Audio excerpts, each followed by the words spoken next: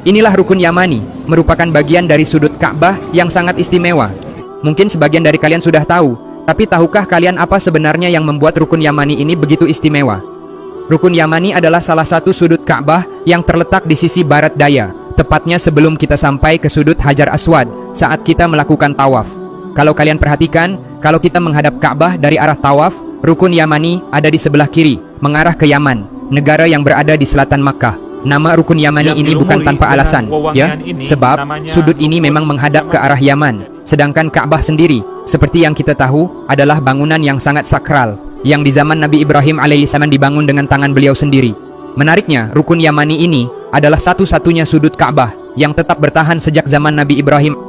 Kenapa bisa begitu? Karena dua sudut lainnya yang berada di bagian utara, itu dirobohkan oleh kaum Quraisy waktu melakukan perbaikan Ka'bah. Itu karena mereka mengalami kesulitan biaya dalam membangun Ka'bah pada saat itu. Jadi, rukun Yamani ini sangat unik dan penuh sejarah, karena dia masih berdiri kokoh sejak zaman Nabi Ibrahim. Tentu saja, posisi rukun Yamani ini memiliki makna yang mendalam, apalagi buat kita sebagai umat muslim. Ini adalah salah satu bagian dari Ka'bah, yang harus kita perhatikan saat melaksanakan ibadah tawaf, yang tentunya memiliki keistimewaan tersendiri. Kenapa sih rukun Yamani ini sangat istimewa? Nah, salah satu hal yang membuatnya begitu penting adalah karena ada sunnah yang sangat dianjurkan, yaitu menyentuh atau melambaikan tangan ke arah rukun Yamani saat kita tawaf. Para ulama sepakat bahwa ini adalah sunnah, dan tidak ada sunnah untuk menyentuh sudut Ka'bah yang lainnya.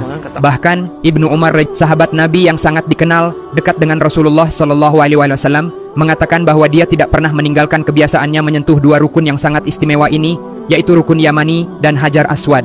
Ia melakukannya baik dalam keadaan senang maupun susah, karena mengikuti sunnah Rasulullah SAW. Selain itu, ada hadis yang sangat terkenal dari Nabi SAW, yang menyebutkan bahwa Hajar Aswad dan rukun Yamani itu bisa menghapus dosa-dosa kita. Subhanallah, bayangkan, dengan hanya menyentuh kedua sudut ini, kita bisa mendapatkan ampunan dari Allah Subhanahu wa Ta'ala. Tentu saja, ini bukan berarti kita hanya sekedar menyentuhnya, tapi kita harus melakukannya dengan niat yang tulus dan penuh harapan agar doa kita diterima.